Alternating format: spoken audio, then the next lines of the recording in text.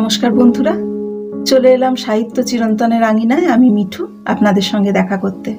সবাই ভালো আছেন নিশ্চয়ই। বন্ধুরা, আমরা জানি মানব শরীর এক জটিল যন্ত্র, তার চেয়েও জটিল যন্ত্র হলো মানব মস্তিষ্ক। তো এই জটিলতম যন্ত্রে যদি কোনো দোলাচল দেখা দেয়, তাহলে কি হতে পারে আপনারা সহজেই অনুমান করতে পারেন। সেক্ষেত্রে মানুষ অনেক কিছু ভুলে যেতে পারে, বা অনেক ক্ষেত্রে হয় মানুষ বর্তমান ভুলে গেল, ছোটবেলার কথা মনে পড়ে গেল।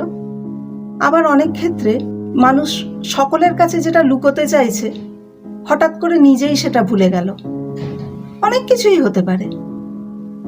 কিন্তু পতিতপাবন বাবুর ক্ষেত্রে কি হয়েছিল, তার মাথার রহস্যটা ঠিক কি হয়েছিল, সেটা জানতে গেলে অবশ্যই শুনে নিতে হবে মানিক বন্দ্যোপাধ্যায়ের লেখা মাথায় রহস্য, যেটা বেশ কয়েকদিন আগেই এসে গেছে সাহিত্য চিরন্তন বাংলা অডিও স্টোরি চ্যানেলে। অনেকে শুনেছেন, যারা শোনেননি শুনে নিতে পারেন। কেমন লাগলো জানাতে ভুলবেন না যেন।